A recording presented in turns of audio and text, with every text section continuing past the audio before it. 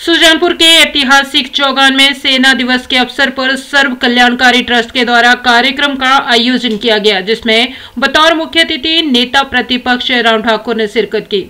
तो विशिष्ट अतिथि के तौर पर पूर्व केंद्रीय मंत्री एवं सांसद हमीरपुर अनुराग ठाकुर मौजूद रहे।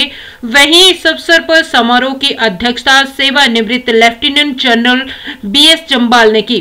कार्यक्रम के दौरान खुली जीप में कार्यक्रम में पहुंचे नेता प्रतिपक्ष जयराम ठाकुर व सांसद अनुराग ठाकुर का भव्य स्वागत किया गया। तो पूर्व सैनिकों की टुकड़ी ने मार्च पास्ट की सलामी दी। वहीं कार्यक्रम के दौरान हारमोनी ऑफ पाइन्स बैंड की बेहतरीन प्रस्तुतियों ने समा बांधा। पूर्व केंद्रीय मंत्री एवं सांसद अनुराग ठाकुर ने कहा कि धूमल सरकार के समय में करगिल युद्ध में केवल भाजपा के नेता वहां पर गए थे और करगिल में PM स्वर्गीय अटल बिहारी वाजपेयी के नारे लगाए गए थे। अनुराग ठाकुर ने कहा कि अटल सरकार के बाद अब मोदी सरकार ने सैनिक परिवारों को काफी सुविधा देना शुरू की है, तो पेट्रोल पंप और अन्य सुविधाएं भी दी हैं। अनुराग ठाकुर ने कहा कि कहीं पर जाएं तो हिमाचल का छोकरा कहते हैं, लेकिन ये वो भूमि है जहां पर पहला परमवीर चक्र विजेता मेजर सोमनाथ ने दिया था। अनुराग ठाकुर ने कहा कि देश में 24 द्वीपों नाम हिमाचल के 4 वीर सपूतों के नाम पर रखे गए हैं, जो कि बहुत ही गर्व की बात है। नेता प्रतिपक्ष जयराम ठाकुर ने कहा कि वक्त बीतते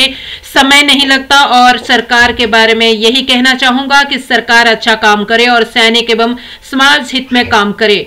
उन्होंने कहा कि आज के दौर में हिमाचल के लिए परिस्थितियां खराब हो गई हैं और प्रदेश एक जगह रुक गया है, क्योंकि जो गति विकास व काम की थी उससे पिछड़ते जा रहे हैं। उन्होंने कहा कि सरकार के साथ विपक्ष की भूमिका किस तरह की होनी चाहिए वो निभा रहे हैं, वो सरकार पर निर्भर करता है, लेकिन लोकतांत्रिक दायित्व का निर्वहन विपक्ष कर रहा है। जयराम ठाकुर ने कहा कि अगर जन विरोधी होंगे तो समर्थन सरकार को नहीं मिलेगा।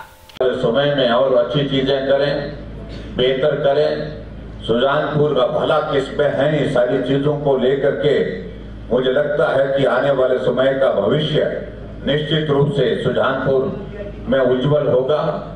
मैं उन सारी बातों का जिक्र नहीं करना चाहता हूं, वक्त बीतते वक्त नहीं लगता है और निश्चित रूप से हिमाचल प्रदेश सरकार के संदर्भ में इतने कहूंगा कि काम करें, अच्छा काम करें, सैनिकों के सम्मान के लिए करें, समाज के हित के लिए काम करें, ये बहुत आवश्यक है। आज के इस दौर में परिस्थितियां जिस प्रकार की जो बन रही है, ये प्रदेश ऐसा लग रहा है कि एक जगह रुक गया है, ठहर गया है।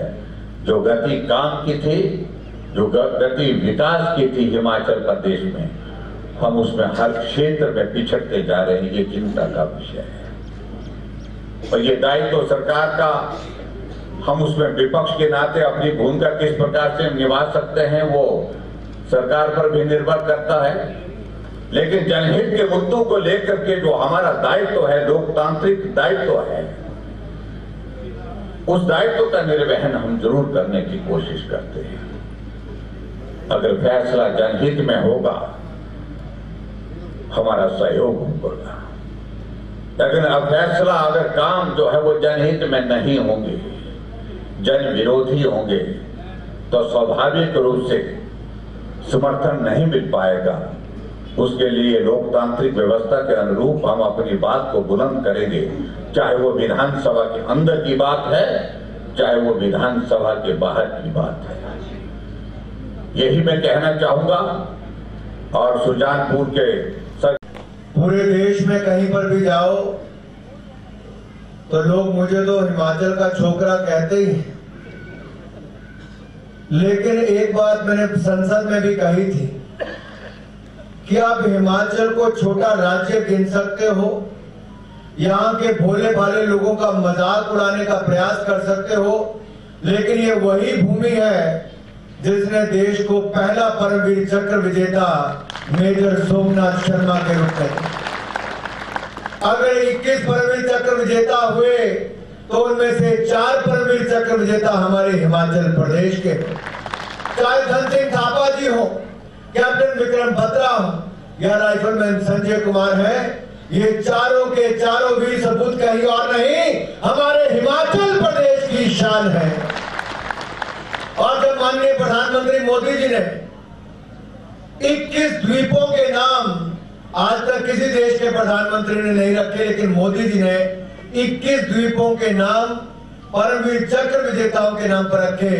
तो आज हिमाचल के 4 सपूतों के नाम पर भी द्वीपों के नाम। लेकिन मैं थोड़ा आपको इसके पूर्व में ले जाना चाहता हूं।